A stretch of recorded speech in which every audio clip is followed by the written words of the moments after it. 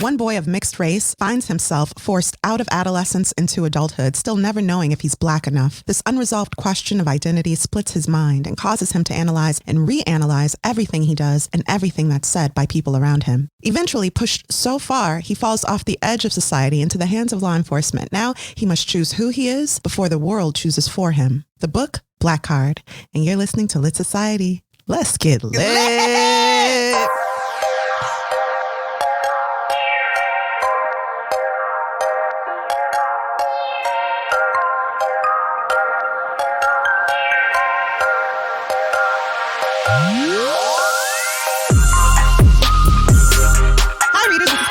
This is Alexis. And you're listening to Lit Society, a show about books and drama. Alexis, how are you, my friend? I'm doing great. Are you good? I like to hear that. Anything popping off this week? Anything special? Absolutely nothing, because I'm not leaving the house. So we got to talk about this. All right. Okay. When are you going to leave the house? Why do I have to leave the house? Okay. All right. Now, I understand you want to be cautious, as we all need to be. Life is involved. That's serious.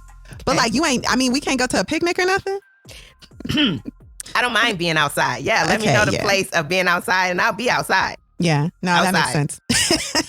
It's just indoors. You're not kicking it. You're not going to restaurants like everyone else seems to be doing. Me neither. Yeah, I'm not ready for that. I'm not going to people's homes. Yeah.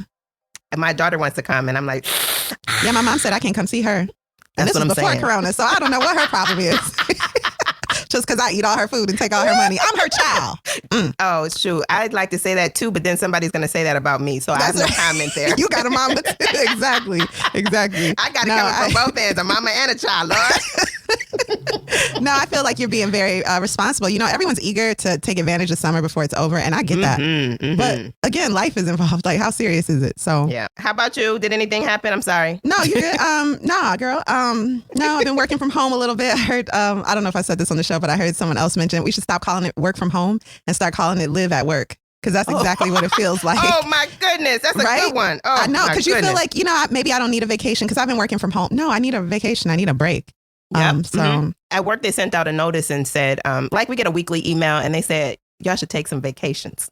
Is that sent to the lawyers too, or all the professionals that work there? Everybody. Yeah, that makes sense. Yeah, I don't want no tired lawyer on my case. Y'all take them vacations. Their vacation is set up a little different. They can leave whenever they want to. Ultimately, it was directed to the staff. You guys. Yeah, because they can take. So are you going to take a vacation? I mean, I take time off all the time. So. Yeah, you do. That's so smart. You stagger it really well throughout the year. I love that. All right. Well, now, readers, it's time for Society Says. Whoop, whoop. And that is the point of the show where we share your comments with the rest of our Lit Society. So, Alexis, is there a comment you'd like to share that we received recently that was particularly lit? Hey, yes. So I was traveling through our IG page and came I know that's the only way you're traveling these days. Took a look at that and I saw a comment related to our book, Men We Reaped. This is from Shugab. I hope I'm saying it right. And she said, I so enjoyed this review with you, ladies. I recently read Salvage the Bones by Jasmine, and even though I tried to stay engaged, it was painfully boring. I couldn't connect to the read at all. I am going to have to read Men We Reaped because just listening to your thoughts gave me all the feels. I'm willing to give Miss Ward another try. So thanks for sharing. That. Awesome. That's great. Yeah, wasn't that cool? Yeah, because I can understand. I mean, Jasmine is very matter of fact in the way she writes. She's not trying to editorialize life, if that makes sense. So I can understand that might not work with every reader, but we really enjoyed that book, right? Yeah, we did. Men We Reap specifically. So, reader, I hope you enjoy it too. Thanks for giving Miss Jasmine Ward another shot. She's awesome. So, Kari, did you find anything from our Society of Readers?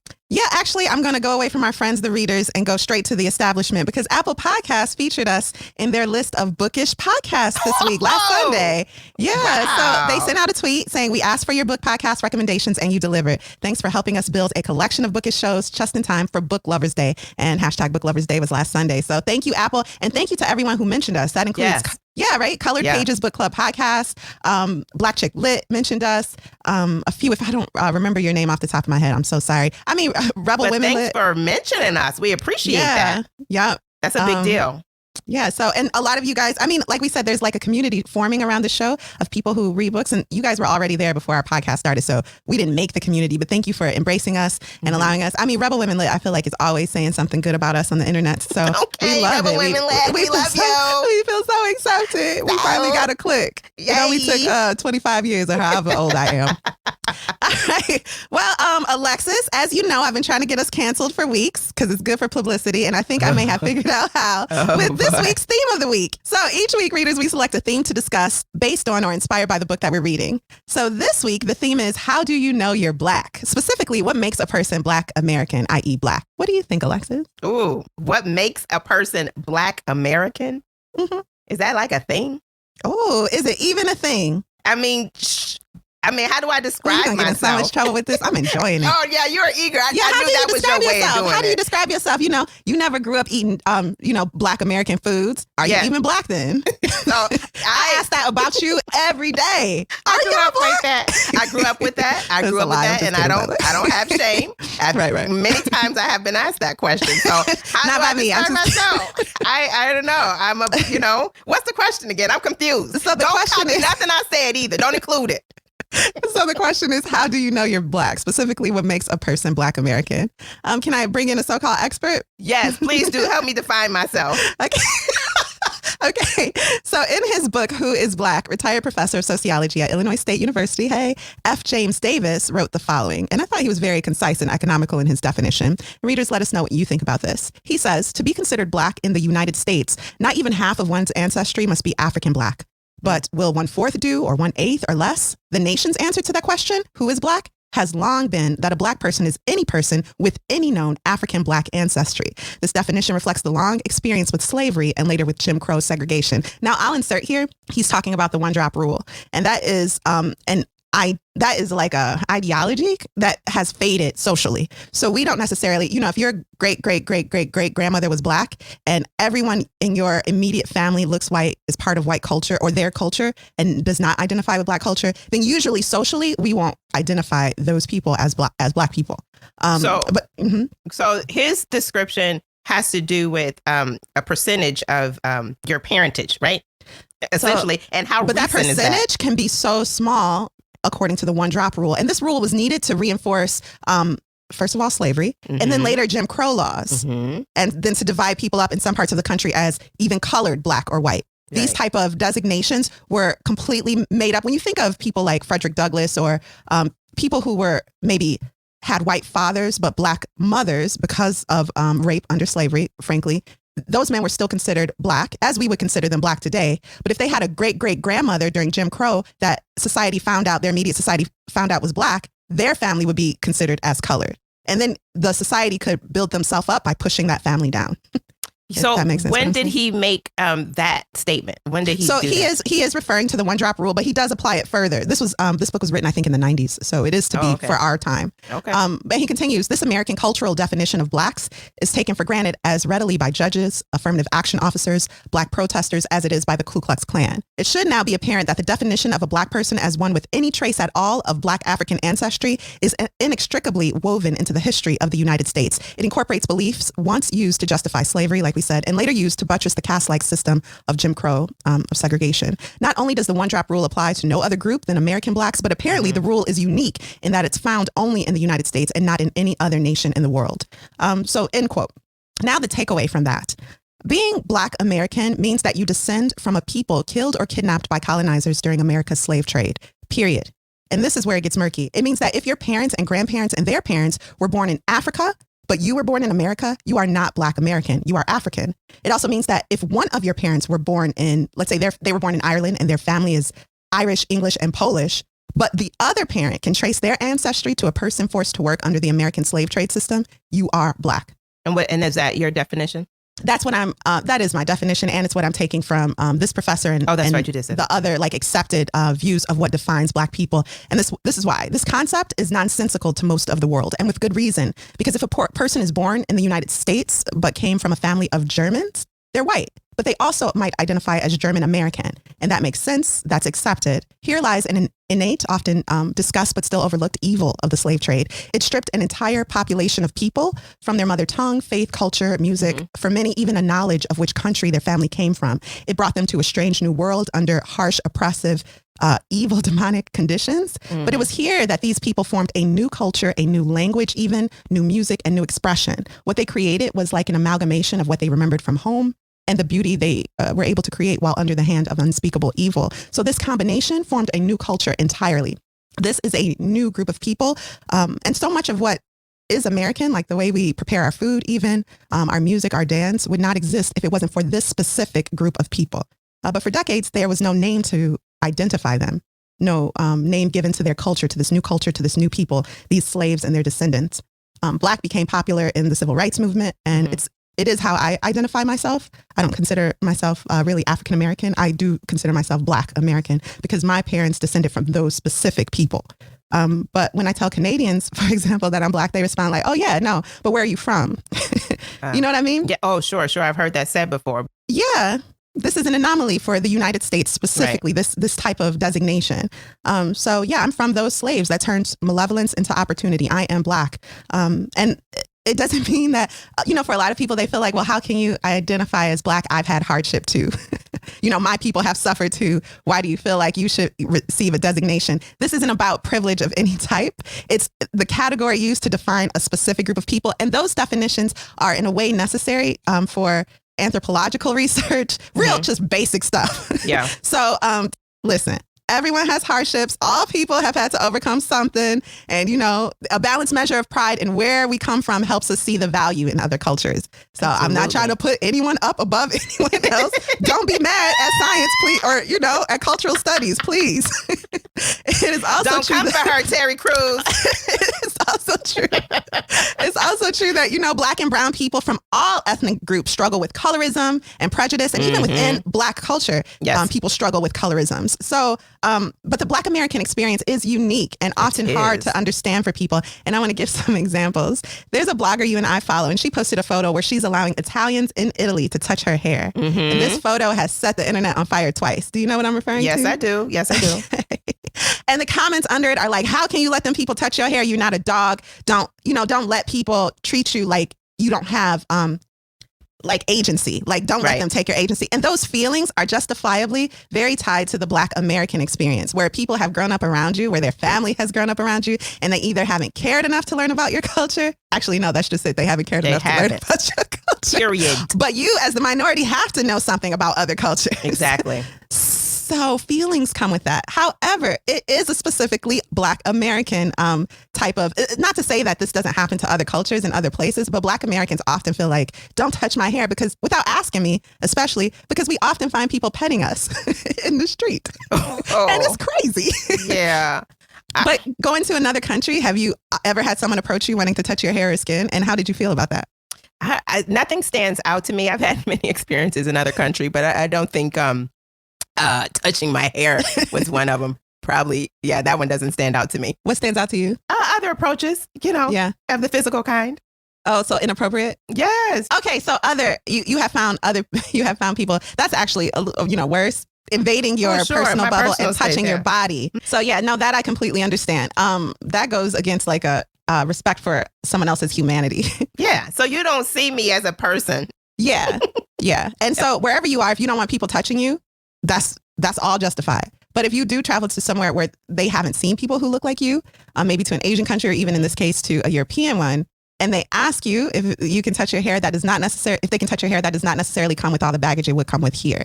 And so she chose to let them touch her hair. Yeah. And it was a respectful interchange where they asked and she allowed them to. I thought they did not ask. They just started petting and she let it go. Don't listen to me then, because I thought they asked her. It was Keep your hands to yourself. Number 2.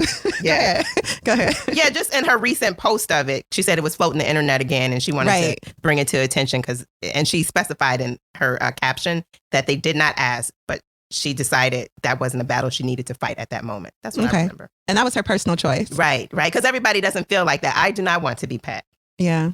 Don't. It's weird because if you're my friend and you ask me if you can touch my hair, I might be okay with that, but a stranger off the street, I would really, I don't even know why you're talking to me. I don't know why strangers like to talk to you. This was just weird. Let's start with that. But you know what? I had a friend here and she's of a different race, and she just touched my hair. She was just kind of just touching it. If you stand next to somebody and you see their hair and you just touch it, I guess that happens. That's what she was doing. And you told her, don't be touching her hair. She ain't no dog. That sound like me. Culture police, stop touching her hair, please. I don't care if we've known you forever. Stop doing that. That's terrible. See, I got my own baggage. It was like, I don't know. That's crazy. You didn't even have a problem with it, but I had a problem with it and felt like I needed to voice it because it was bothering me so much. Yeah, that sounds like me. I ain't saying it's right. Let's move on before you bust me out about something else. Well, I was such a militant child. I'm still trying. Okay, so example number 2. I want to bring up a quote by Fat Joe that was circling its way. And if you don't know, he's an artist. But he said this: Latinos are black. In Cuba, at one time, there were 8 million Cubans. 5 million, unfortunately, were slaves. 3 million were actual Cubans. And the integrated had babies, he explained. He continued, same thing with Puerto Rico. You talk about Santeria, that came from the motherland, Africa. Mm-hmm. Sometimes Latinos may even identify themselves with African and black culture more than black people. This ain't no crazy thing. Fat Joe ain't on crack. Fat Joe ain't on crack, he says. Be wary of people who be like, me in third person ain't on crack. It's real cracky. And then he finishes, he knows, talking about himself, he knows what he's talking about. What you think of that statement? Are Latinos, Latinx community members black? Yeah, I think some more than others, but like, I've watched some documentaries, read some stuff, and it talked about how the those enslaved folks were brought to many of the island countries, and they were populated there. So, like from Mexico, I feel like they say that everybody has a percentage of blackness or African heritage in them. Of course. Many cultures have within them people who have descended from Africa. Mm-hmm. That does not identify them as Black Americans. And this designation no, I agree. Is that what you were saying that? I know you're not mixing the two, but this is a conversation that comes up often. Okay. That Fat Joe is even bringing up here. I can't believe I said it. That the Professor Fat Joe has even mentioned saying flat out Latinos are black. Now let's get this clear. Afro-Latinas and Latinos exist and thrive everywhere all over the world. That is never going to be debated by me and hopefully not by anybody else. And not me either. I believe it. Right. But the Black American culture is specifically just a different designation of black. It's not a higher black or a lower black. Black Americans are Black Americans. Afro-Latinos are Afro-Latinos, period. That's true. I feel like he's confusing here. Basically, this is like, to me, a conversation you have to justify the use of one word that you really want to say. And so you mix two things to try to find, you take 2 and 2 and say, that makes 63. And here's why. So, whatever. That's his burden to bear. Number 3, Rita Ora. Did you see the internet snapping over Rita Ora? Recently. Did you know she liked to wear braids and afros? But she's Albanian. Yes. Apparently some people feel lied to. Yes, she is Albanian. All over the internet. I do remember a situation that came up in the past about her, nothing recently. Yeah. Are you talking about something recent? Mm-hmm. So people feel like, well, black is the way you look. And so all this time, I guess some people thought Albanian Rita Ora was black. No, that's not what black means. That doesn't make sense. When I think of, what's Quincy Jones' daughter? Rashida Jones. So, okay, Rashida Jones and her sister have talked about her sister is darker than her. And Rashida Jones could, quote unquote, pass for white and does in a lot of work that she does. Mm-hmm. I think she played an Italian on The Office. So, I mean, get your coins. But that the way you look does not make you black. All of this, I am saying, as it pertains to the book, to finalize everything, all of this means that growing up without learning about these specific people, these slaves and their descendants and the culture that they created, is growing up without knowledge of your history. There's so much to learn. But if you are black, it's not about the way you look. You don't need to feel black or act black to be black. You are black always. And that's something that no one can ever take from you. The end. Did you have anything you want to add? Now, I think about one of our upcoming books that we'll review has a woman whose mother passed. And I believe she passed for white. Right. And I believe she, her mother, of course, looked white, but I believe she was half, mother and father. One was black, one was white. I believe that was her situation. But her mother married a white man, and she looks white. She looks white. But she said in one of her interviews that she was raised as a white woman and acknowledges herself as a white woman, but recognizes her cultural background, something like that, something to that effect. Okay. But she looks white. I'm glad you brought that up because there's a population of Black Americans that look white. Those Black Americans that look white did not form a new people, a new culture of passing Americans. And you can keep your Jack and Jill jokes to yourself. So if you are confused about the difference, just think of it like you would think of someone that came from Germany who has a parent that's Irish and that live in this country. They consider themselves white, but they're German Irish American, and that is fine. They are not denying a part of themselves. That is just how they are identified on paper. And it means that once they can call a name to their culture, it opens the door to explore that culture and document it for generations to come. And so for Black Americans specifically, it's always been so important to document who we are, what we've done, because there is a group of people actively trying to erase that. So that's where a lot of emotion can come in, and people feel like they have to protect the race and tell you what Black people should do and shouldn't do and what's acceptable as Black people. Or what makes a Black person. And or what makes a Black person. Like the things you can do that make you Black or don't make you Black. Yeah. Wow. Yeah, so that's it. I mean, for sure you're getting canceled on your side, not my side. Sorry. Okay. I'll live with it. All right, you ready? Let's move on. Let's do it.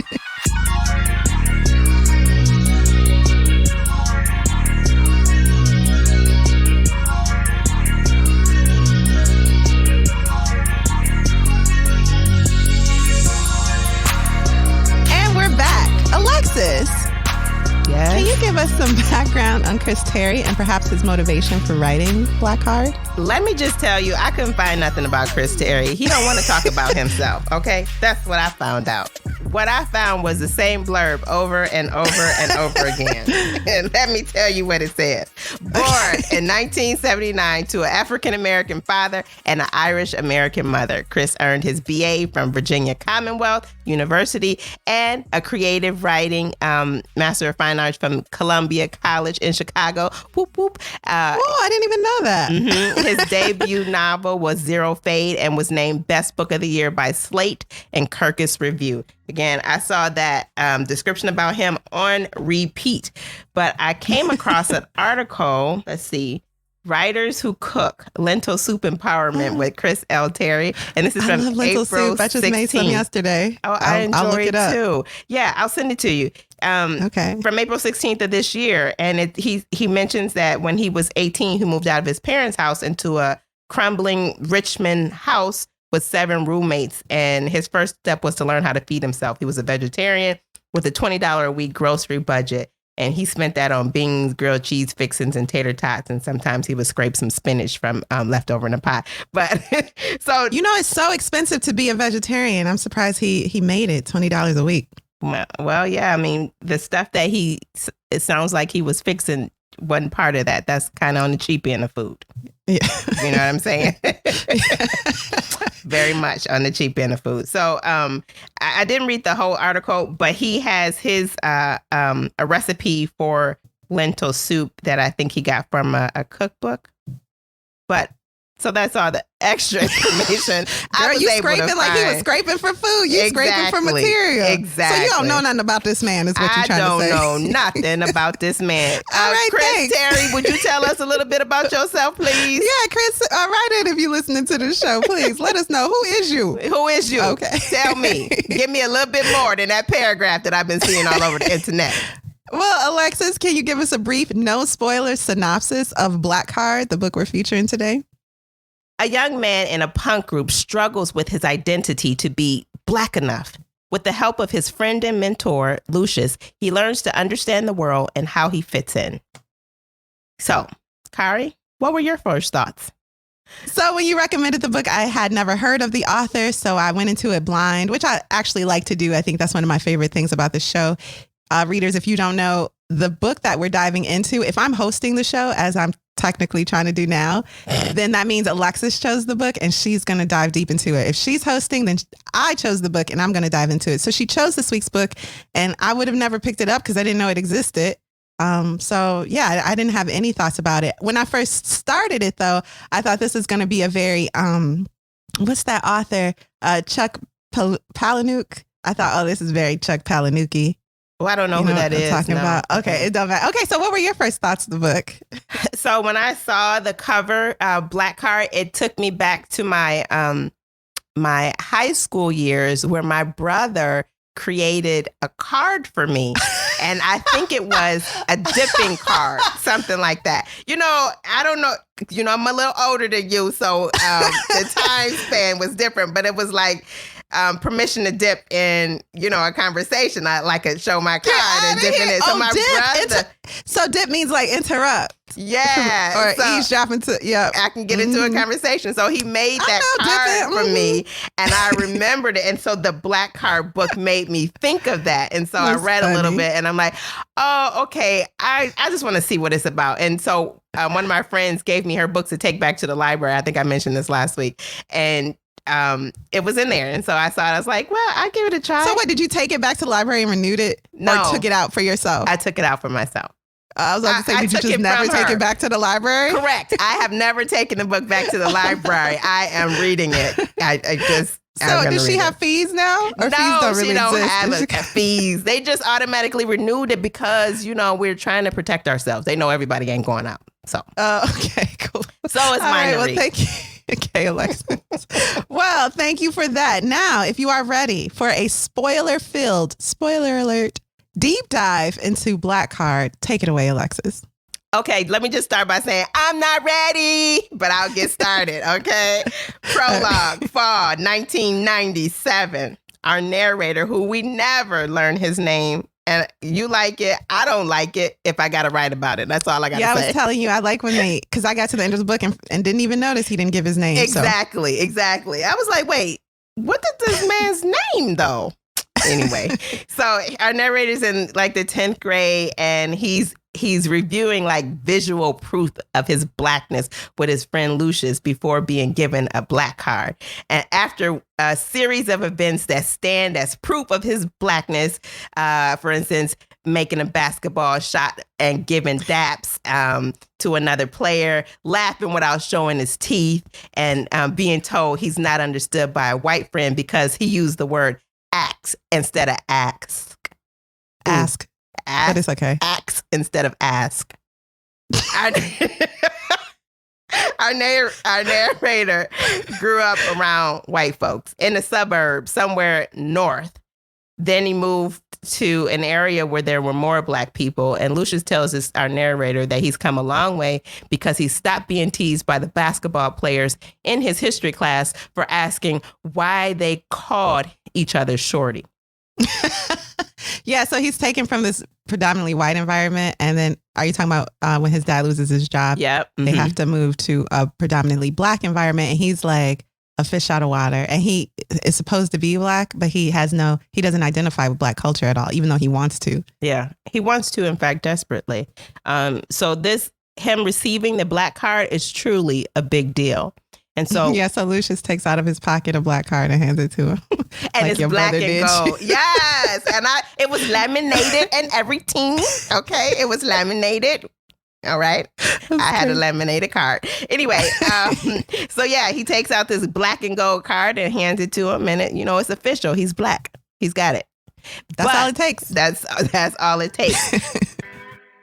Black Card was written on the front in gold, diamond-encrusted capital letters. I reached for it, grinning, so happy to be a real brother. But Lucius pulled it close to his chest. Oh, look. He turned my black card over in his hand as the music faded out. Brother, he said, and sized me up. I puffed my chest and ran my tongue across the front of my teeth. I hereby bestow you with this black card. Carry it with you as proof that you're one of us, because he squinted and started to read from the back of the card. This card entitles the brother or sister who bears it to all black privileges, including but not limited to use of the N-word, permission to wear flip-flops and socks, extra large bottles of lotion, use of this card as a stand-in for the big joker in a spades game, and most important, a healthy and vocal skepticism of white folks, aka crackers, aka honkies, to be renewed in 5 years upon evaluation. He nodded reverently, then pressed the card into my outstretched palm. His voice shook when he said, "Do well, brother, do well. Smoke the biggest blunts, kick the illest rhymes, and even when you're out rolling around on that skateboard, remember that this," he folded my fingers over the card before taking his hand away, "is yours." Socks and sandals. Socks and sandals. Okay. That's right. Extra large bottles of lotion. Can't you see a black man? Socks and sandals with extra large bottle of lotion in his hand. I saw my daddy. What you talking about? After our narrator receives his black card, he feels new and the world now makes sense. Lucius asks if they've had dinner yet, and the narrator responds, N-word, hard ER. We already ate.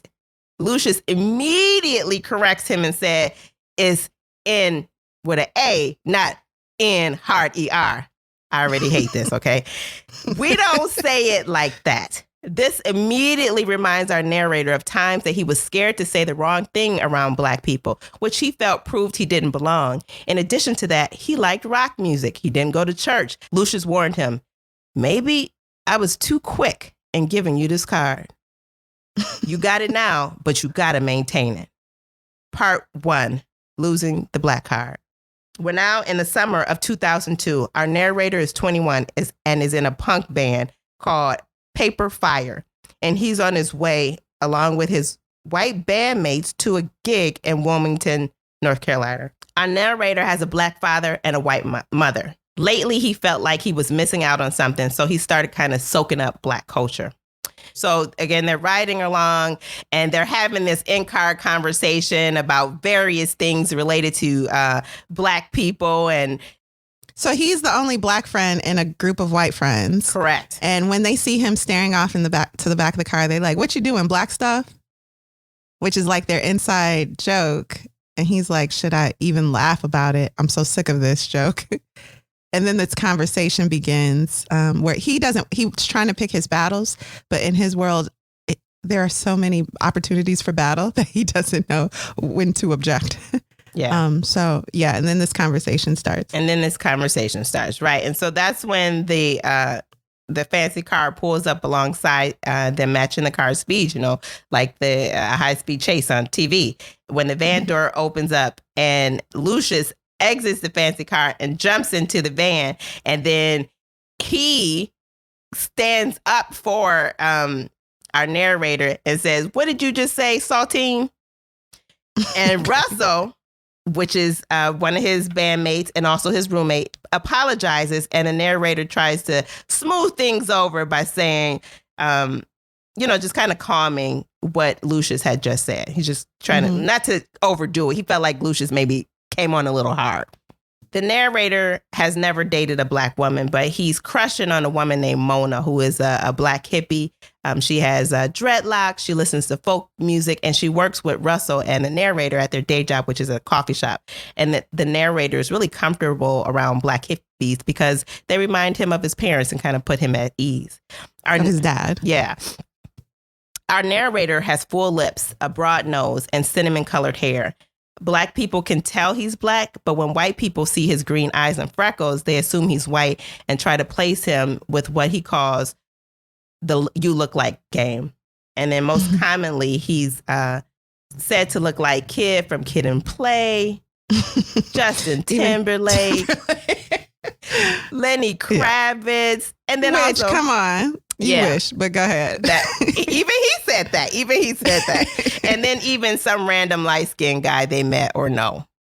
Yeah, like, oh, okay. So I have to interject here that this book did make me laugh out loud in multiple parts. And one of the parts was when he was saying how people approach him like, oh, you're Black? I know a lighter skinned Black man in my friend's neighborhood. Do you know him?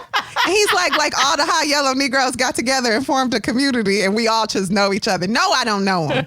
But he would never say it like that because of his, timidness. Yeah. So he's just like, no, I don't actually. Yeah. But he sees being called light skinned as a blessing and a curse. So the narrator says being mistaken for white erases half of him. And it happens so often that it makes him feel he's failed as a Black person. Okay. So you mentioned that they were saying maybe there's this group where they all know each other. And he said all mixed race people don't know each other. But he said, well, maybe that would be a good idea because then I'd have somebody to talk to about this stereotypical happy stuff that I experienced as part of his identity crisis. Yeah. So after the show is over, the narrator and Lucius are sitting at the table selling T-shirts and CDs. And the narrator tells Lucius he hasn't seen him in a while. And Lucius blames the narrator because he's gone off and received his Black card. And he just figured he was settled in his Blackness now that he has his Black card. But Lucius tells the narrator that you got to know you're Black and that the rest will fall in place. Lucius tells him that every time he sees him with white people, it's like he's running away from being Black. Okay. All right. So the plan is to party and stay at the home of one of the locals. And so one of the locals has their own band. And I think it's called Caddis, which is, well, I won't even try to guess what that is. But they have their own band. And one of the band members is JJ. And so he's invited our narrator's band to come stay at his house. He lives with his father and his younger brother. And as they speak about the activities for the next day, what are you going to do? Are you going to stay and enjoy the town a little bit? Or are you just heading right back? They're like, nah, we may do this or that. But we may hang out at the beach, but we won't be doing any surfing. So the younger brother asked if he could use JJ's board because he's broken his. And the father says, if you don't get that thing fixed, you're going to sink like an N-word in the water. The boy responds by saying, I swim better than an N-word. Lucius was ready to pounce. The narrator looks away, avoiding the eyes of his bandmates who waited for him to respond. And during that time, as he's thinking about what could he say, what might say, how the situation is falling upon him at that moment, he feels like the moment passes. How did you feel about the narrator in this situation? I was concerned for his black heart staying with him. I was concerned for his life. Why are you hanging out with these people that won't defend you, that don't necessarily know that you're black, and so they feel free to throw around racism? And you catch it and they feel like you should defend yourself. Just like I didn't like somebody touching your hair, someone who I'm sure I loved. Yeah. But they was touching your hair and I didn't like the situation. And I spoke up, which was not my place, actually. But his friend should have spoken up for him in that situation. And we all leaving. Yeah. And you want to throw around the N-word? We can sleep in a car. Yeah. And so okay. Who actually we don't have spoke to stay here. Who actually spoke up was JJ's bandmate.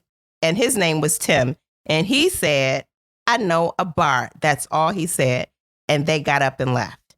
So he diffused the situation, but he didn't speak up and say it was wrong. Right, and right. So they all our narrator doesn't have anyone in his life to defend him in that way. And truthfully, he is a grown man and should be able to defend himself. But he's like in this in-between stage. He's probably like 21 now. Yep, 21. So he's 21 now. He dropped out of college and has kind of just been listlessly floating through life. Working at a coffee shop and then touring with his punk rock band, but he doesn't have any direction. Right. And he doesn't know where to meet anyone that's part of his culture, any black people. And so he just takes what he gets in life. He's not a proactive member of society in any way. Right. Exactly. So. One thing that JJ said, whose father it was, he just kind of called him out. Dad.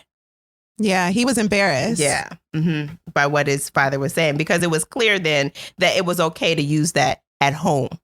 Yeah, so this is a word y'all throw around because y'all racist. Mm-hmm. But maybe you don't identify like that as your parent does. And so you don't want, your new black friend to see your parent being racist. I can understand that.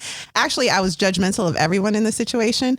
But, sure. I think that's probably a problem too, telling people what you should do as a black person. So maybe I shouldn't judge because I've always had friends of different races, and he didn't have access to the community either. Where was his family? Where was like his cousins and play cousins and aunties and uncles? Yeah, the book doesn't include them at all in the story. Other than that, certain sections of the book, do they only talk about his parents, but not the extra relations. And then one time he visited his father's friend.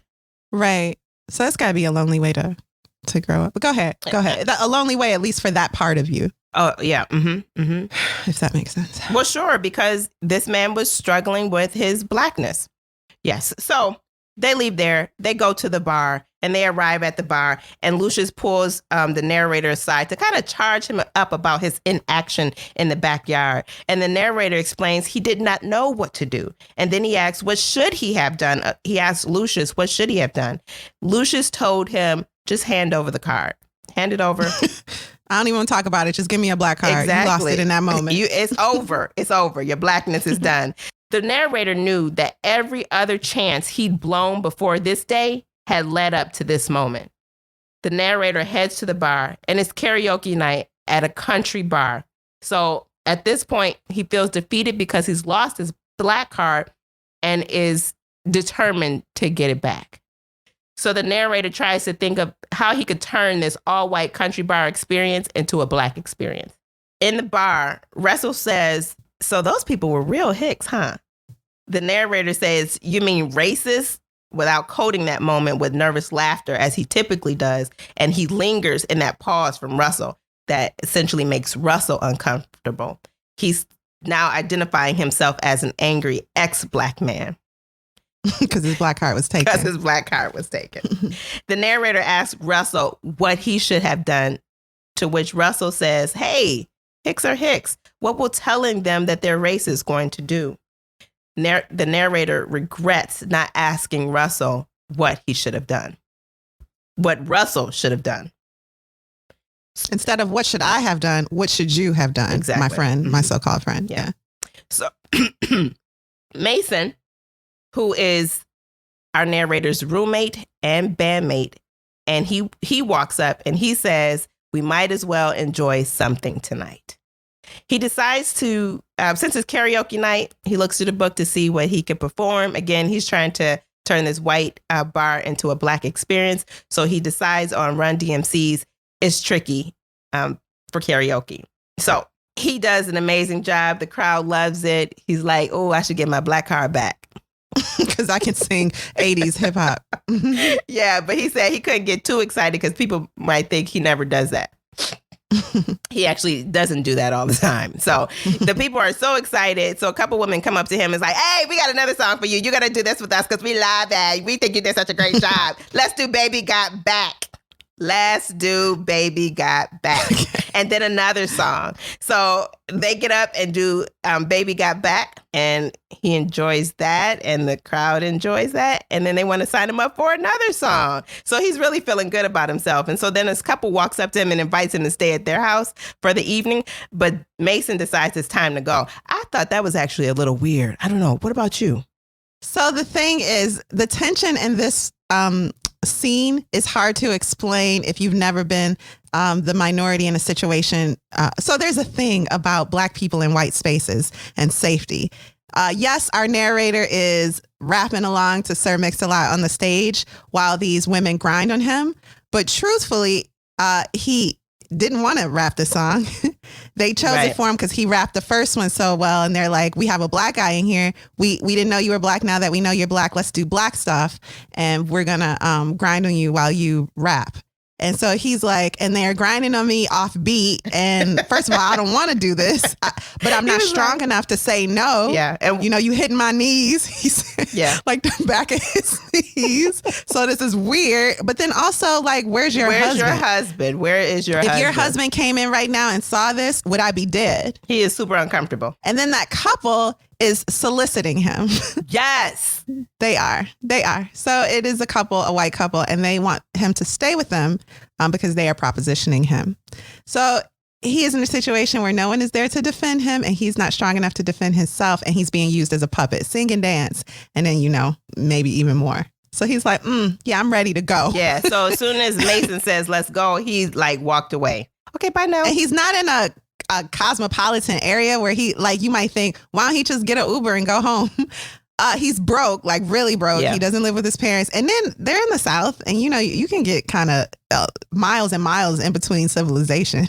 Yeah. So he's not near anybody. Mm-hmm. He has to leave with who he came with. Yeah. So they jump in the van and head out. And on the trip home, the narrator wakes up to his bandmate, Mason and Russell singing a rap song, and they're constantly saying the N-word. The narrator interjects and says, "Haven't we heard that word enough tonight?" And he then tells them that he doesn't like hearing white people say that word, because even though he didn't respond, he couldn't tell those women no that wanted him to dance on stage. He did feel like he could speak up at this point, because at this point, I repeat, he has lost his Black heart.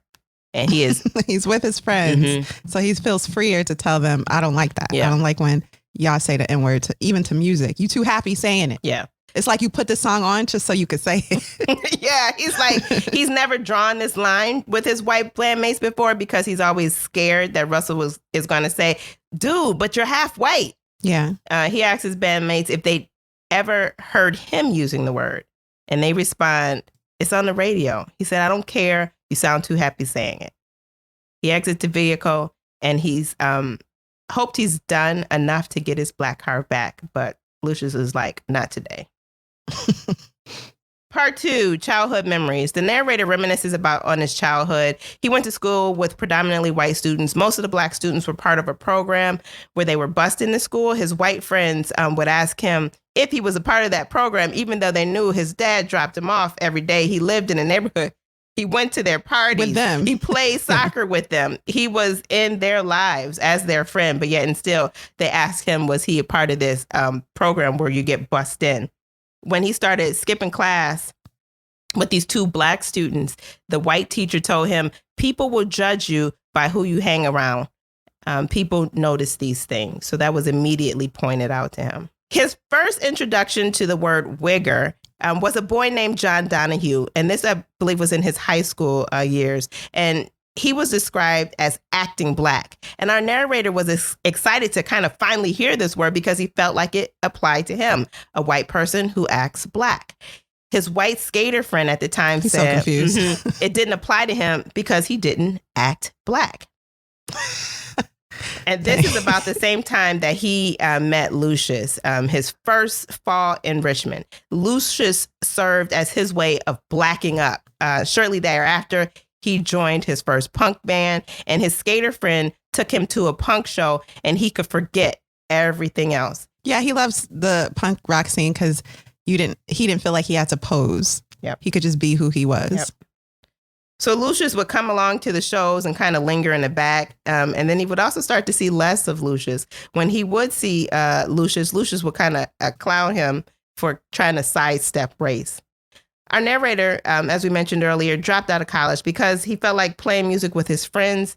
He was making his own world. His band even did a month-long tour. And it should be said that their tours are piling into a van and sometimes playing at houses or in basements. So they're not like selling out venues. No. They might be the starting act at a small venue, but some of these venues are like houses and basements. This is not what I'm trying to say is a career. Yeah. If I can get mama on him right quick, real mama-like. Yeah. Get a life. Yeah. Do something, because this ain't it. Yeah, this have been cute at 15, but you're 21 now. So yeah. What you gonna do? So part 3, Mona Lisa. One day, while working with Mona, as we mentioned, it's a black hippie that he works with and he's crushing on. She learns that the narrator never had sushi. So she invites him to her place so she can make him some for him to try. The narrator is nervous about going to a black woman's house for the first time. He's never dated a black woman, and he thinks this might be a date. So he asked Lucius about how he was supposed to act, what he's supposed to do, if anything different, because Mona is black. Lucius suggests, how about tap dance? Sarcastically. Yeah. A real brother would let her fix him a plate and not help with the dishes.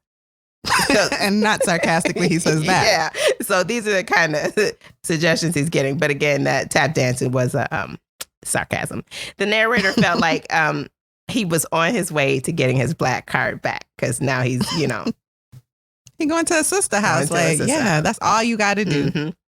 At Mona's house, they roll their own sushi. After they finish eating, he finds a bit of common ground with Mona as she speaks about a time when she went camping with her dad.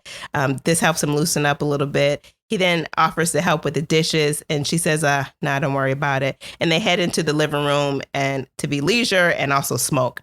The narrator hopes Mona will sit on the couch and invite him to sit next to her, but she doesn't. The narrator asks Mona if she ever caught crap for being different, and she responds, not lately. High school ended a while ago. And while she says nothing much happened, she recognizes that was a time when people were extra worried about fitting in. And the narrator is like, well, good for you for getting over that. And she says, good for you. Like, did you get over it? But Mona tells the narrator he seems like somebody who does his own thing. And while that's not easy to do, it's pretty cool. So this is what Mona is saying to the narrator. And he returns the compliment, but says, but you're black and you have a lot of white friends. And you just use the word litmus test or smart words. And I wish I knew more people who were not scared to say smart stuff like that, he says. So Mona asked him if he thinks her roommate, who's white, and others are making black jokes or something. And she tells him that her friends are her friends and they wouldn't do anything like that. So she is, in his mind, this black unicorn that is like a beatnik hippie type that's Black and he can't identify her with what he knows about Black culture. So his view about what it means to be Black doesn't apparently involve using smart words, right. which is, unfortunate. So to him, she's like such a unique person. Obviously, she too must catch all the grief that he catches from his friends. And she's like, no, because they wouldn't be my friends if they were racist. Exactly. That's your problem. Yeah. And so, not mine. So he's able to see in her that you can be an individual and be Black. We're all individuals. We're not a monolith, as people like to say. Yeah. She said maybe she'd come to a concert that they're having tomorrow and kind of hang out, since she knows that both Russell and him, both of her workmates, are in a band. She figured that's something she should see. And then she says to him that you're not really punk because you don't have a mohawk and stuff. And the narrator responds, well, you're not really Black. And he felt like this would be funny. And at one point, it would aid him in getting his Black card back because he's calling out somebody else for not being Black enough. But he ended up feeling like a fool because Mona informed him, if this right here, all of this woman right here, if this ain't Black, I don't know what it is. She says, if this ain't Black, I don't know what is. So he immediately apologizes because he feels like a fool. And Mona asks, why do you keep asking me all these questions? And he admits he's always felt pulled between these two worlds, and he's obsessed with Blackness, with being Black enough in his identity. Yeah. And he's got a lot of hangups. Yeah, and he's wondered if she's ever had those experiences because she was cool, and you mentioned it earlier, Kari. She was cool, she was different, and she was comfortable with it. Mona said, don't talk, you obviously don't talk to enough Black people. You don't have enough association with them to know that, like you said, being Black is not a monolith, right? Mona asked him, has he ever dated a Black girl? And he said, do mixed girls count? Mona's like, I don't know, do they? Mona told him that the really Black stuff that he's hearing about is wrong. There isn't one way to be Black. Everyone who is Black is Black. Even mixed nuts like you, she says. She said, there's no such thing as really Black. And you're Black too. So Mona's roommate comes in, and Mona tells our narrator that she has to get up early for work. They hug, but the narrator leans in for a kiss, and Mona's like, not right now. So he hits it. Okay, so their whole date is cute, right? They're sitting to eat sushi, then they sit and talk. He's a bit of a creep. I mean, he is below her just in the fact that he has no direction in life, and he's a grown man without any prospects. And she actually is on a path to a life that would allow her to take care of herself and pursue a passion. So that was my only thing. And then he's obsessed with this identity. Yeah. So, but when he goes in for a kiss, she didn't completely rebuff him. She's just letting him know, not right now. She seemed to like him. Yeah, I think she absolutely believes she likes him. It's just like, I felt like that was a little forward. He didn't need to lean in for a kiss. There wasn't a date. Yeah, they were just getting together. It ain't a date. Yeah, they were just sitting as friends. They were just sitting as friends. So I thought that was a little much. But yeah. He was eager to do that, but he ain't going to be eager to shut down some racism right in front of his face. Exactly. Anyway, moving along, part 4, bicycling while Black. As the narrator bikes home from Mona's house, he meets up with Lucius, and he gives Lucius a ride on his handlebars. And the narrator asks Lucius if he played it well. Lucius lets him know she definitely knows how you feel. We don't know your chances. I mean, I can't tell you how this is going to play out. If she wants it to happen, y'all get together. Worst case, you got somebody to talk to and keep you talking. This made the narrator feel good because he really did enjoy talking to Mona. He said that he was building a Black community. So as they were riding along, the narrator mentions that Mona doesn't seem hung up on having a Black card or being Black enough. And Lucius told him, well, that's why you like her. And as they continue riding along, he almost runs into a pizza delivery car. And then as he speeds up, he blows through a stop sign and a siren goes off and he's being pulled over by the police.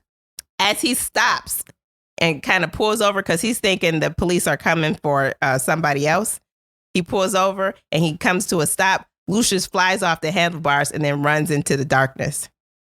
The cop car pulls in front of him and the officer rolls down the window and tells him to pull out his ID and explains to him that he's being pulled over for blowing through that stop sign. The only thing that goes through his mind are all the incidents of police brutality, and he hoped that the cop would read him as white, even though he felt guilty about that thought. He recalled what Lucius told him: "If 5-0 thinks you're white, let them. Save yourself a whooping." The officer ends up writing him a ticket for blowing through the stop sign and reminds him that the same laws apply to all vehicles on the road.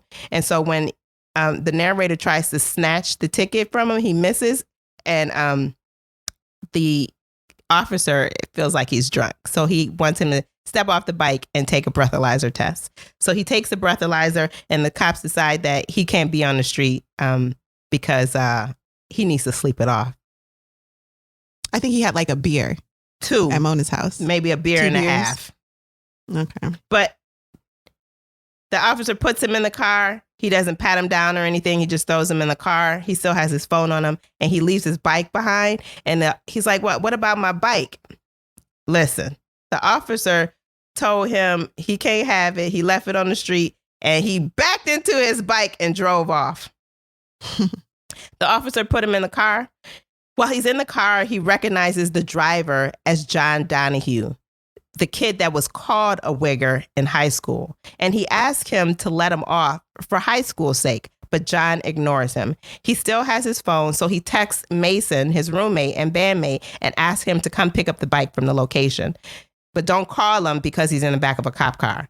Donahue took him into the station, and he was put into a cell. Anyway, the phone rings while his cell phone rings while he's in the cell with all these other gents.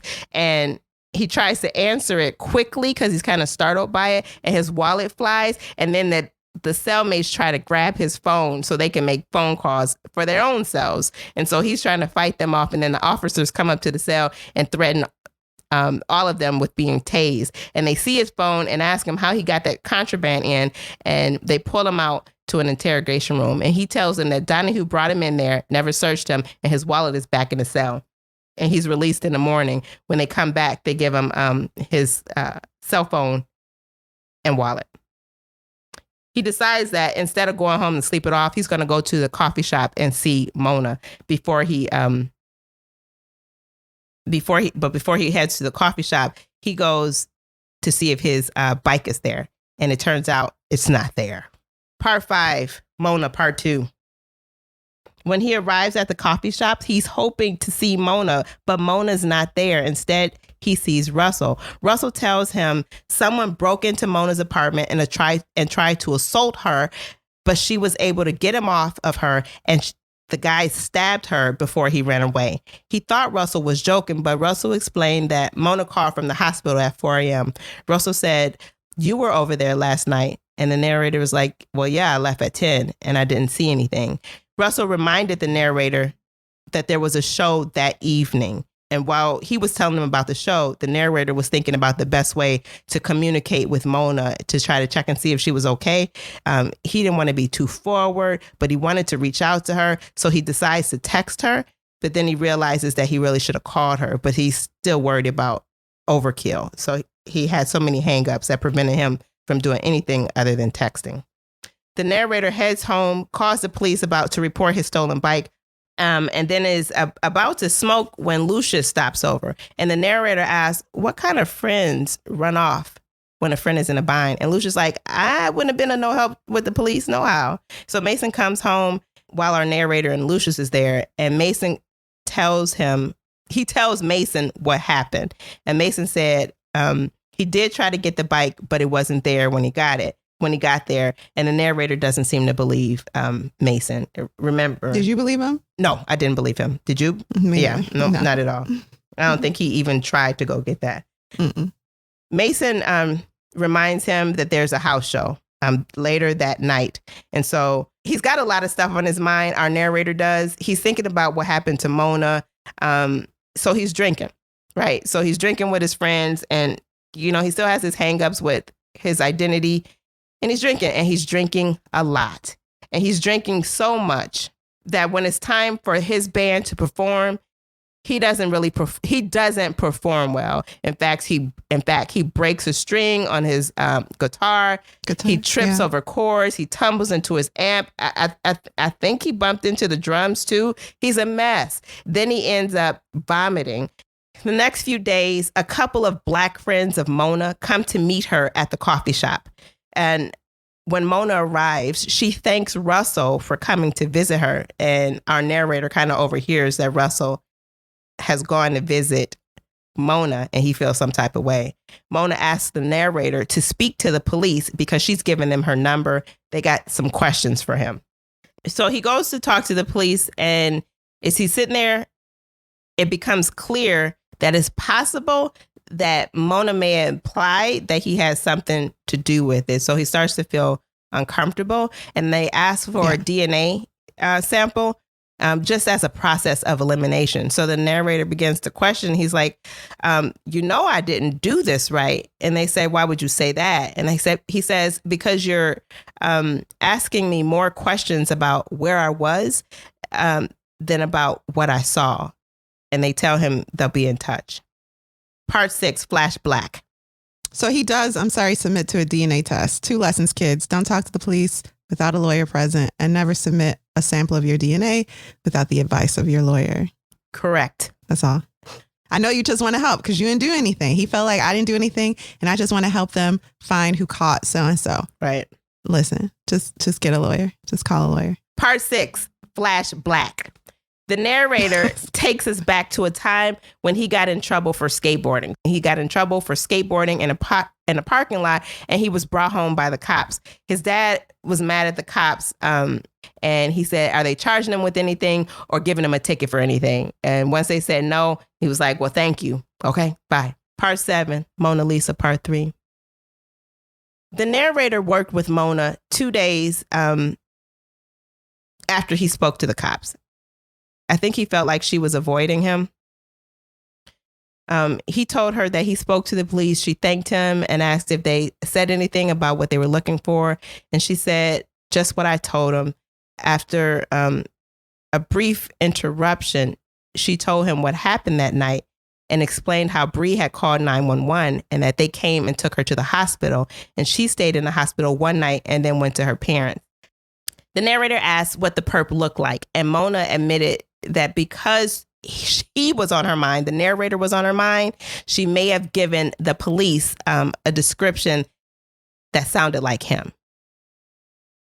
And Lucius tells the narrator, all the negative stuff they say about us in the media, sometimes that gets into our own heads, and we look at each other like criminals. Ooh, yeah, I remember that. That was don't be too hurt about it. Yeah. And that for a second, she didn't think it was him, but she knew because she knew he'd never do. Our narrator would never do something like that. And of course, the narrator says, no, of course I wouldn't do that. But the narrator was concerned that everyone thought he was involved. She didn't tell them that he did it, but the police pointed out that he matched the description.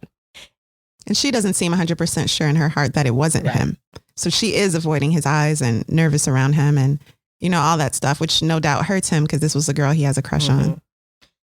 In anger, he tells Mona she shouldn't be dragging him into her stuff.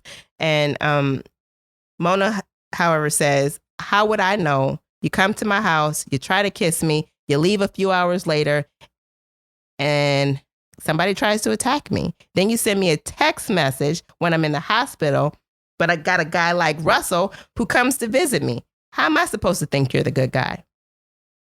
Mm-hmm. Yeah, he should have went to see her. I thought that was weird too. The minute Mona told the cops about him, he never ever doubted that he was Black, no matter where he was. He realizes that his experiences were Black, even though they weren't the ones he'd seen on TV and pieced together from Lucius. So in a weird way, this whole terrible situation confirms his Blackness to him in his mind. Right. We later find out that the cops had already identified someone as a possible perpetrator. And so they were on the lookout for him. And yeah, they're letting our narrator believe that he's a possible suspect, but in their minds, they already have an idea of who it probably is. Exactly. And so later we find that they find the perpetrator dead in an abandoned house with a needle near him. And Mona tells the narrator that she's put in her notice and that she'll be taking off a semester to do the DC internship that she had mentioned to him earlier. Part 8, the beatdown. So our narrator is now getting ready to do another event, and this is going to be a house party where the band from North Carolina, where we met JJ and his racist father, they're coming to Richmond to perform, and they're going to perform at Russell's house, I guess in the basement or something. And so while they're JJ's band. Yeah, so JJ's band is coming, and he decides he wants to talk to our narrator, and Lucius is with him. And so JJ asks our narrator if he's pissed about his family using the N-word. And the narrator says, I thought all white people spoke like that. And JJ said they didn't, but he does try to tell. And the narrator's being sarcastic. Yeah, and JJ says he does try to talk to his family about using that word, but they just don't listen. He said, you must have been pissed. He said he was, but it wasn't because he was black. His bandmates were pissed too. JJ say, wait, what? You black? The cops show up, and John Donahue, again, that's the cop that arrested him, he grabs him out, puts him in the car, and then the narrator tells John, you didn't give me a ticket that night. And Donahue told him he couldn't go on telling police business like that, even if you're trying to get an officer in trouble, because it ain't no good for you. And the officer kind of beats him up. I mean, he does beat him. He beats him to a pulp. He tells him, in school, I was called names for liking black stuff. And look at you, you're actually black and you're wasting your blackness. I stumbled on the cobblestone, then faced Donahue, who spun me by the wrist and took off the cuffs.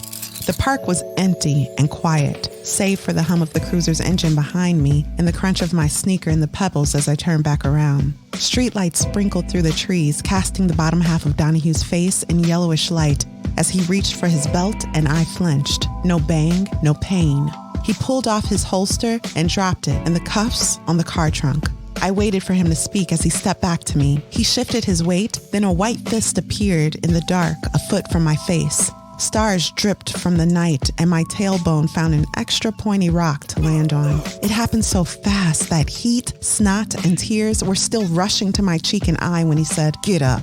Then immediately reached for me, hooked a hand under my armpit, and pulled me forward. "Stick man wanna be all sorts of stuff." Donahue was fighting back a yell. "Black people call me that. Still do."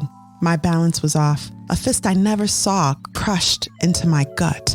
As I folded, that first fist popped me again and I fell reeling sideways this time, landing in a fetal position with my butt pointed at Donahue, who kicked it hard enough for me to skid a couple of inches across the ground, thankfully away from him. Kick in the shin, sharp pain up my leg with an undercurrent of ache in the bone. A heavy shoe came to rest on my side between ribs and hip. "I loved Wu-Tang," he muttered. "Wasted, yo black." Donahue shook his head, backlit. With a grunt, he stood and pulled me up with him. "You could have done more," he said. "I could have faked it," I slurred, wavering back and forth. He cocked an ear to me, so sure I wasn't going to hit him. I wanted nothing more than to do it. "Nothing," I said, spitting and falling toward him. He took a quick half step back like a country line dancer, and my face met his fist when I was at a 45-degree angle from the ground. I twisted and dropped. "Try to help you out, and this is how it goes," he said. "Stay down. And you don't want to go back to that party because I'm about to." I took a long blink, then a quaking breath. A car door slammed and an engine revved, and I lay there near the little wall, feeling like I had a dozen hearts beating double time in each place where he'd hit me or I'd hit the ground. The next day, they're at a cafe, and Russell told our narrator that he was worried, and he wondered if everything was going okay. The narrator tells him that he got beat up by Donahue, the cop, and Russell asks what he did, what the narrator did. And the narrator says, "Why does it always have to be something that I did?" Russell then says, "Quit acting like the world's out to get you. Don't let this affect your job and your band." So our narrator is really feeling some type of way about a response from someone he considers a close friend. Part 9, Magical Lucius. It has been a week since he missed the show. And when people ask about his face and they say, "Yeah, because he looks like he got beat up. How does the other guy look?" The narrator would say, "Like a cop." So the narrator soon finds out that the band has moved on without him, and one of their former friends has replaced him as the bassist in their shows. He's been kicked out. No hard feelings, just moving on. You no-showed, you were drunk, it's starting to be a problem. They pick somebody else. So one day Lucius shows up, and after not seeing him since the police incident, our narrator says, "Where you been? You could have pulled me off of Russell's from getting beat up." The narrator tells Lucius that the fact that he didn't stand up for him could be a reason that Lucius, could lose his black card. And Lucius told him, "I don't have a black card. I never did. I made that up for you. You were asking so many questions. I thought this might help you." Lucius had the narrator's black card in his hand and he grabbed it. The narrator realized he got what he'd been trying to get, but it wasn't what he wanted at all. Being black isn't a club. There's no ins and outs. He's always been black. And so having the black card doesn't make him feel more black. Outside, I turned from locking the front door and Lucius was bending my black card with his thumb and forefinger. I jumped over to grab it. "Give me that." The card looked janky and faded in the daylight. Standing on the porch, I turned it over and reread the black privileges on the back. Some of them made sense, like maintaining a healthy skepticism of white folks and use of the N-word, but some of it seemed silly, like the stuff about flip-flops and socks. I got what I'd been trying to get, but it wasn't what I wanted. Being black isn't a club, I told Lucius. There are no ins and outs. We're all in all the time, he said. You don't really need black lessons from me. The world's a black lesson. So what do I do now? I asked. There's no black cards. So what am I working toward? Being the you that you want to be. So I say do what you've been doing, he said. Like when you said your piece to that boy from North Carolina the other day. Thanks, I said, then winced remembering JJ's confusion at my blackness. You think it changed anything? More than if you ain't said nothing, said Lucius. But for the time you spend converting a single redneck, 5 more are born. Lucius, I expected to feel different, I said. What? He asked. Being black, I said.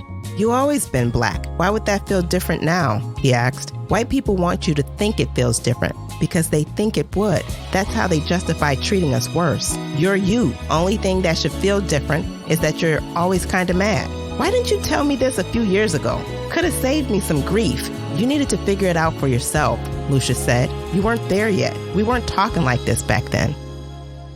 Lucius then tells him the story of a magical Negro. They're in movies. They're in TV shows. It's where a black character... They're in books. They're in books. Where there's a black character and the only reason that they're there is to help the white folks. Maybe they're a cool old man and they have some sage advice, and sometimes they actually have some mystical ability and can make white people good at sports or dancing. In movies, they disappear when the work is done. But a magical Negro's work is never done. We won't disappear, he said. So this is a theme that comes up in a lot of art, is the black person that comes and is like the Deus Ex Machina, too conveniently fixes everything for everyone. So this is a trope that is brought up a lot and made fun of in a lot of black art and sketch shows and things like that. But the magical Negro is not made up from this book. It is a real thing, a real trope in literature, art, movies, all that. He said the magical Negro's work is never done. We don't disappear. And the narrator says, we? And Lucius says, what do you think I am? The narrator admits he's always known that people couldn't see Lucius, but they never talked about it because he didn't want Lucius to go away. So Lucius was his invisible friend that helped him find his way and understand his version of blackness. The end. Let's take a quick break.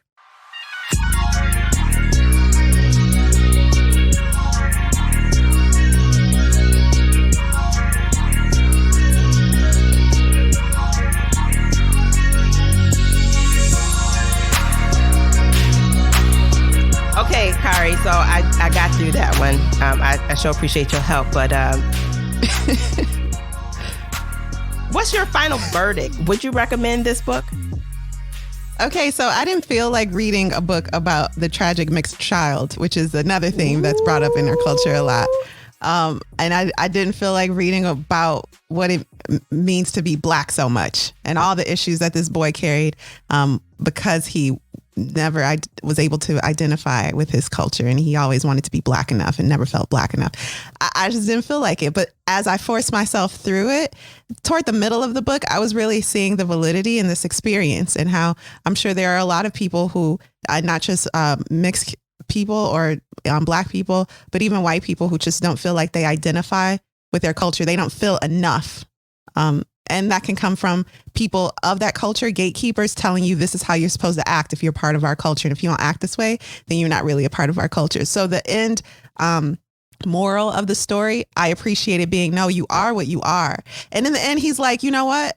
Maybe I need a new job, and maybe I need to go to school, and maybe I need to start growing up. And maybe what I'm putting all on Lucius, this magical Negro that I've created, I need to start realizing this isn't real. I am me, and I have to take responsibility for the decisions I make. I can't, just hang out in my adolescent mind with all its insecurities. It's time to grow up, especially if I'm gonna have to deal with the judicial system. I got to get it together. So when did you figure out that Lucius was not real, by the way? So I had challenges with Lucius throughout the book. I was like, wait, where did Lucius come from? I do not remember talking. Okay, well, maybe I missed something. Okay, so I did not know Lucius was fake until he told me Lucius was fake. What? So I knew at the bar. I knew when he pulled up to the car and they drove to that bar where he was singing karaoke. Mm-hmm. I knew then, because Lucius, first of all, his name is Lucius. And then he's at this bar drinking cognac while everyone's drinking beer. And when the narrator is going through all these scenes that are frightening him, when he's like got these women grinding on him and he feels like, your husband could come in and kill me at any second, Lucius doesn't tell him, hey, let's just go. Let's just stand outside, you and me. Mm-hmm. And then there's a part before they even walk in where him and Lucius is having a conversation. And the way that the narrator describes people who are looking at them, a man like drives up, looks at him, and gives him a nod. Mm-hmm. I thought, I understand what's happening here, just because I've seen it so much, and I've seen it before in other literature. So I knew that Lucius wasn't real at that point. And then it was just solidified in every interaction that they had going forward. No one else talks to Lucius. And then, go ahead. Alexis, when our narrator goes to the police station and is talking about Mona's situation, Lucius is there with him. Yeah, you thought that was really Lucius? In the interrogation room? Listen to me. So I am not familiar with magical Negro stories at all. So this isn't about a magical Negro at this point. No, listen to me. I'm not familiar with the idea. Okay. So again, it was a true revelation to me. I thought a lot of scenes were weird where they're talking about Lucius, and I'm like, but that don't make sense. But I didn't connect that to the magical Negro theory or that idea at all, because again, it's a relatively new concept for me. Okay, and to be clear, the magical Negro is not a character that no one can see but the protagonist. That is not what a magical Negro is. That's just how he played out in this book. It's his invisible friend in this book. But that has nothing to do with his magical Negro-ness. So a magical Negro just comes in and fixes everying for everybody. Right. This is just was friend. A thing where, this invisible was friend. Yeah, this was an invisible friend. Mm-hmm. So anyway, my final verdict is that I thought this was I kind of feel like, because we don't know anything about the author, maybe this is partly autobiographical. And so I felt like this type of story, this viewpoint, this POV was worth reading. And I thought it was told well. Actually, I felt uncomfortable with the narrator, as was intended. And then when they're looking for whoever assaulted Mona, and I realized that the police officer never gave our narrator a ticket, I'm like, they're going to get him for it. And I felt some fear for his life then. Mm-hmm. So my final verdict, if I have to give it like a star count or whatever, I would give it 3.5 out of 5.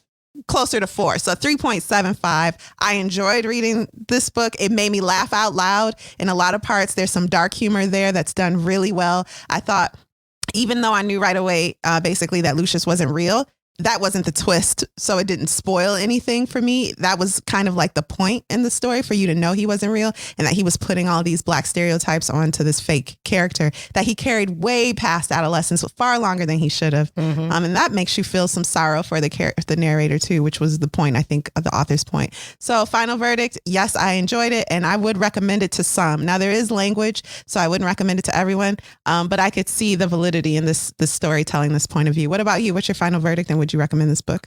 So I as I was reading the book, again, I didn't know anything about the author. When I originally listed the book, I thought it was fiction. And then when I got to the end, if you allow me, I found out it was a fiction book. And I said, oh, this was made up?